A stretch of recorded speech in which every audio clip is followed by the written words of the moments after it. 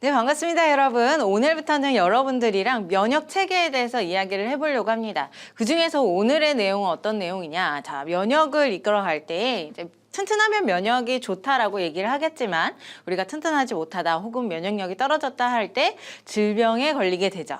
그랬을 때 이 질병을 일으키는 원인들에 대해서 오늘 공부하려고 하는 거죠. 자, 질병을 일으키는 원인들에는 우리 대표적으로 뭐 스트레스라던가 유전 현상이라던가 여러 가지가 있겠지만 가장 대표적인 것은 병원체가 있겠죠. 그래서 병원체의 대표적인 애들에 대해서 쭉 읽어보고 그리고 학습해 보도록 하겠습니다.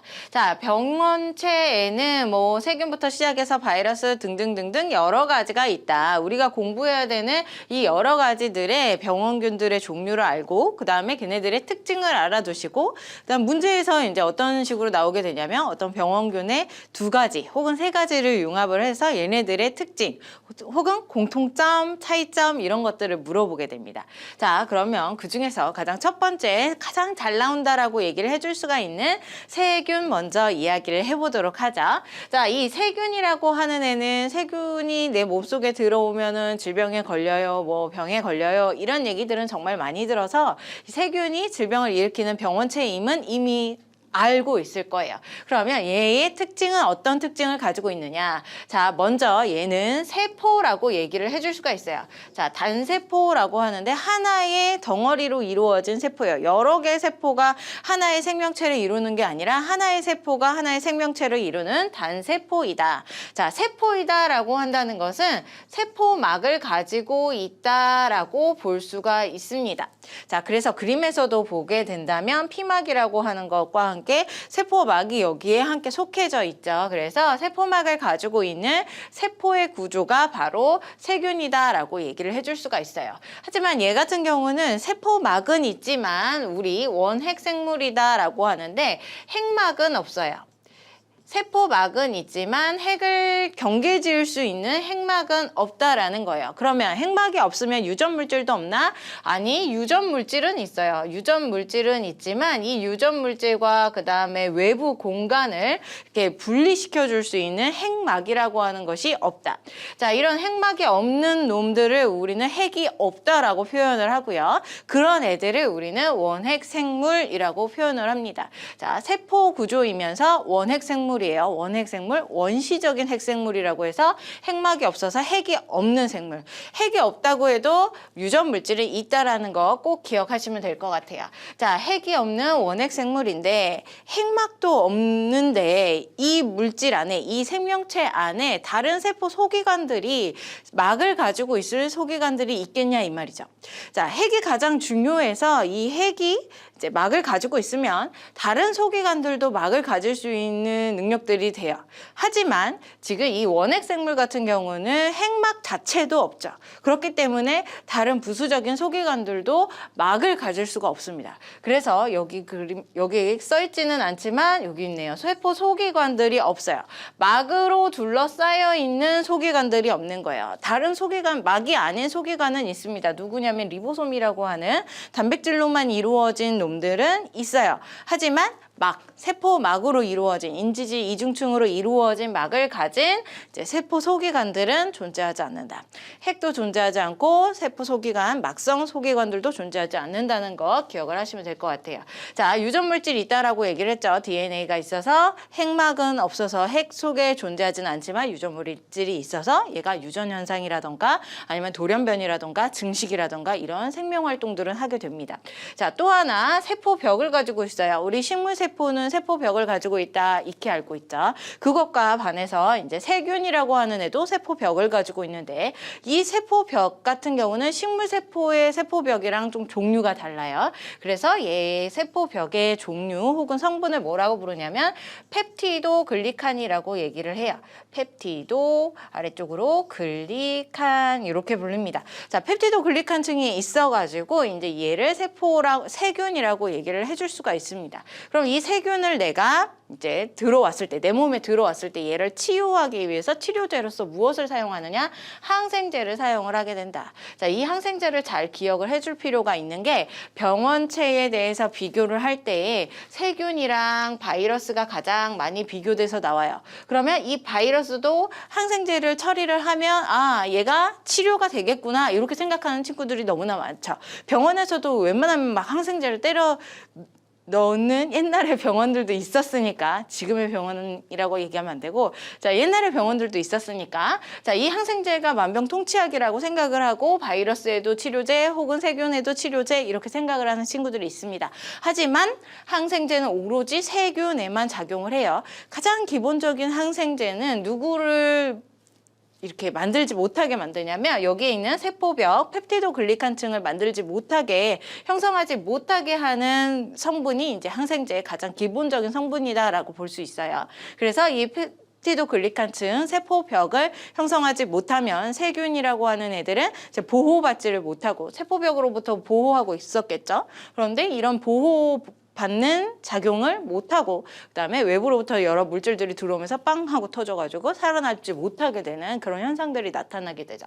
그래서 세균에 의한 질병은 항생제를 이용해서 치료를 하게 됩니다. 바이러스나 아니면 뭐 곰팡이 이런 애들한테는 절대 작용이 안 되고 오로지 세균한테만 작용이 된다는 것 알아두시면 될 것 같아요. 자, 이런 문제들이 나왔을 때 꼭 하나의 선지에서는 이런 걸 물어봐요. 어떤 질병의 예를 물어봐요.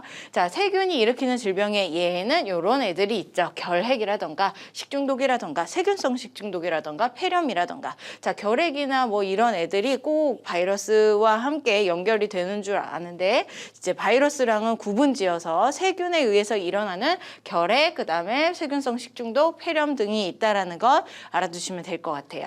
자 세균의 모습과 함께 여러 가지 특징들 알아봤습니다. 머릿속에다 집어넣고 그 다음 우리는 바이러스로 한번 가보도록 하죠. 자, 그 다음 두 번째는 바이러스예요. 자, 바이러스는 세균이랑 같이 비교해서 혹은 세균만큼 굉장히 많이 나오게 되죠. 그리고 이 바이러스는 우리가 이미 생명과학의 맨 앞쪽 단원에서 공부를 하게 돼요. 그래서 그 단원과 함께 연계해서 문제 많이 나오고 있기 때문에 바이러스를 아주 조심히 잘 봐두시면 좋을 것 같습니다.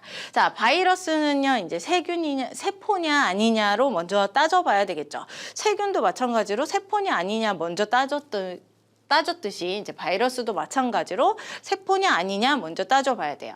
자, 바이러스 같은 경우는 비세포 구조예요. 이 얘기는 무엇이냐면 얘 같은 경우는 핵산 DNA나 RNA를 의미하죠. 핵산이랑 그 다음에 단백질 껍데기로 이루어져 있습니다.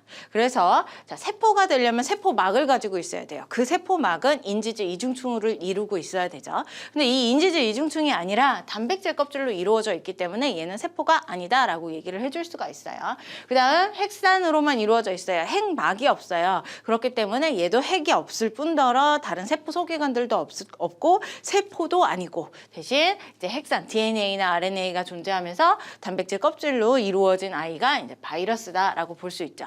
세균보다 굉장히 작습니다. 그래서 우리가 앞서서 공부했던 우리 바이러스 단원에서는 담배 모자이크병에서 실험을 할 때 바이러스를 추출할 때 여과기 아래로 여과된 물질을 가지고 바이러스를 알아냈었어요. 그래서 세균보다는 훨씬 더 작은 사이즈임을 알 수가 있는 거죠.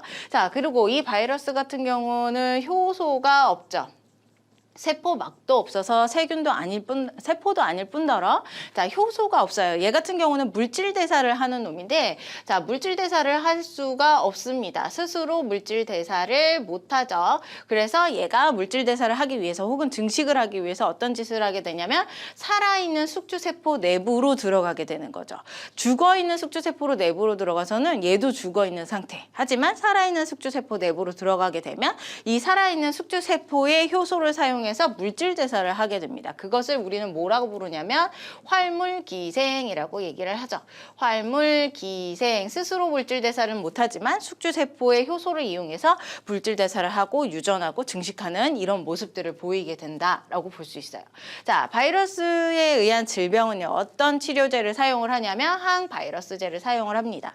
하지만 문제는 뭐냐면 이 바이러스라고 하는 애들은 유전 돌연 변이가 굉장히 심하게 일어나게 되어 있어요. 그래서 돌연 변이가 굉장히 빠르게 일어나기 때문에 내가 이 항바이러스제를 사용을 하더라도 그 유전 물질이 바뀌어 버려 가지고 이제 바이러스제가 작용을 못 하게 되는 거죠. 그래서 치료하기가 굉장히 어려운 까다로운 모습이 여기에서 존재한다라고 볼 수가 있습니다. 자, 바이러스의 대표적인 질병, 독감이나 감기 이거는 너무나 유명하니까 당연하게 받아들이고 있으니까 넘어가시면 될 것 같고요. 자, 홍역, 그리고 소아마비, 그 다음에 에이즈, HIV라고 하는 바이러스가 있어요. HIV 바이러스에 의해서 에이즈가 걸리게 되고요. 소아마비와 홍역 또한 이제 바이러스에 의해서 일어나는 질병임을 알아두시면 될 것 같죠. 자, 앞서서 우리 세균이랑 그 다음에 여기에 있는 바이러스랑 같이 비교해서 문제 많이 나온다라고 얘기를 했어요. 그래서 선지에서 이제 누구는 뭐 세균은 결핵을 일으킨다라고 한다면 맞는 말이고 바이러스가 결핵을 일으킨다 그러면 틀린 말이 되겠죠. 다시 자, 세균은 홍역을 일으킨다 혹은 소아마비를 일으킨다 그러면 이건 틀린 말이 되는 것이고 바이러스 같은 경우는 홍역이나 바이러스 소아마비를 일으킨다 그러면 맞는 말이 되겠죠. 이렇게 서로의 질병들을 각각 나눠서 기억을 하고 계셔야 됩니다. 자, 그 다음 세 번째가 원생생물이에요. 앞서서 우리 세균에서 원핵생물을 공부했어요. 원핵생물 같은 경우는 원시적인 핵생물이에요. 핵이 원시적인 핵인 거예요. 그래서 핵막이 없는 거죠. 하지만 원생생물은 핵이랑은 전혀 관련이 없어요. 얘 같은 경우는 이제 진핵생물로서 핵막을 가지고 있는 놈입니다. 앞서 있는 세균이랑은 다르게 핵막을 가지고 있어서 세균보다 조금 더 진화된 생명체임을 알 수가 있고요. 핵막이 있으니까 핵을 가지고 있다라고 이야기를 해줄 수가 있겠죠. 그리고 자, 매개곤충을 통해서 주로 인체 내부에 들어오게 돼요. 그래서 말라리아 모기에 걸리게 되면 말라리아가 나오게 되고 혹은 수면병도 여기에 속하게 됩니다. 수면병. 그 다음에 아메바성 이질도 여기 원생생물에 의해서 이제 일으키는 질병에 속하게 된다라고 기억을 하시면 될 것 같습니다. 자, 진핵생물이라는 거 매개곤충에 의해서 이제 우리 질병이 유입된다는 거 알아두시면 돼요. 자, 그 다음 균류라고 하는데 이거를 우리는 이제 조금 더 상세하게 곰팡이라고 생각을 해주셔야 돼요. 곰팡이야. 자, 이 곰팡이가 이제 균계에 속하게 되는 거죠. 균류가 훨씬 더 큰 범위이고 이제 곰팡이가 훨씬 더 작은 범위. 그래서 이 곰팡이라고 하는 애도 질병을 일으키는데 어떤 특징을 가지고 있느냐? 자, 여기 바이러스를 제외하고는 모두 다 진핵생물 세포예요. 자, 곰팡이도 마찬가지로 이제 진핵생물이고요. 세포로 이루어져 있어요. 세포, 생명체다라고 볼 수가 있고요. 진짜 핵생물이기 때문에 핵막을 가지고 있는 거죠. 그래서 핵을 가지고 있고요. 그 다음에 얘 같은 경우는 이제 다세포 생물이라고 얘기를 해줄 수가 있습니다. 위쪽에 있는 원생생물 같은 경우는 단세포 생물들도 많지만 자, 곰팡이는 다세포 생물, 세포 여러 개가 하나의 덩어리를 이루어서 생명체를 이루는 것.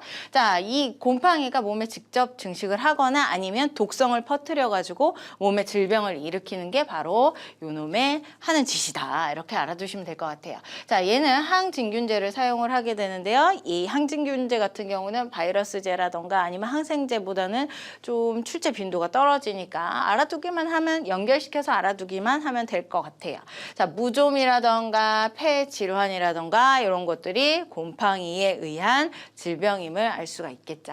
자, 그다음 프리온, 프라이온 이렇게 얘기하는데 프라이온이라고 하는 애는 단백질로만 이루어져 있습니다. 단백질 위에서 원생생물 그 다음에 곰팡이 그리고 앞서서 세균까지 해서 얘네들은 세포였죠. 하지만 바이러스는 세포가 아니라고 얘기를 했고 또 두 번째로 세포가 아닌 애가 바로 프라이온이라고 하는 애가 바로 세포가 아니에요. 자, 단백질로만 이루어져 있어요. 얘는요 특이하게 유전 물질이요 DNA나 RNA도 없어요. DNA나 RNA도 없어요. 그래서 뭐 돌연변이를 한다던가 증식을 한다던가 이런 짓을 하지 못합니다. 그러면 얘는 어떻게 질병을 일으키느냐? 우리 몸에 정상적인 프라이온이 있는데 얘가 어떤 원인에 의해서 변형 프라이온이 되게 돼요. 변형된 프라이온은 꼭 누구처럼 행동을 하냐면 좀비처럼 행동을 한다는 거죠. 이 변형 프라이온이 다른 정상 프라이온 옆에 가가지고 붙어서 이제 딱 접촉을 하게 되면 정상 프라이온도 변형 프라이온으로 변신을 하게 된다는 거예요. 좀비가 물어뜯었을 때 얘도 좀비가 되는 것처럼. 자, 그래서 단백질로만 이루어져 있고 유전 물질이 없음에도 불구하고 접촉에 의해서 변형 프라이온으로 계속 확장시킬 수가 있는 특징을 가지고 있는 게 요놈이다라고 볼 수가 있어요.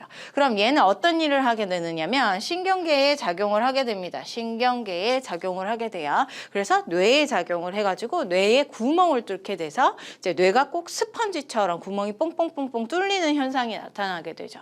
그게 대표적인 질병이 누구냐면 광우병이에요. 광우병. 소에 걸리면 광우병이라고 얘기를 하고 사람에 걸리면 야코프병이나 아니면 크로이츠펠트병이라고 얘기를 하는 겁니다. 각각의 이제 대상.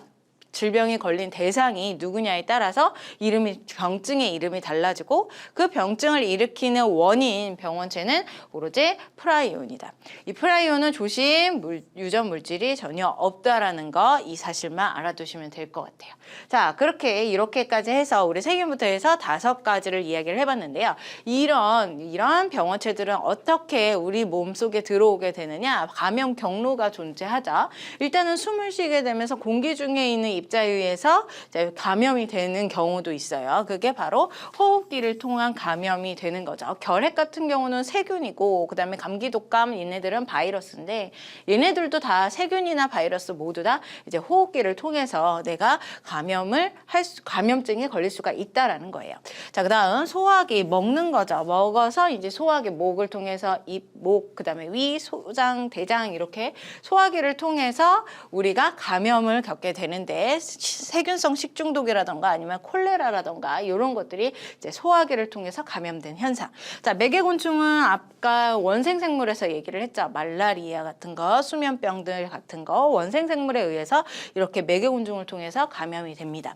그다음 신체 접촉이요. 이제 누군가와 접촉이 됐을 때 상처가 났을 때 접촉에 의해서 그 안쪽으로 물질들이 들어가는 거죠. 병원체들이 들어가게 되는 것. 자, 무좀이라던가 파상풍 등이 여기에 속한다라고 볼 수가 있어요.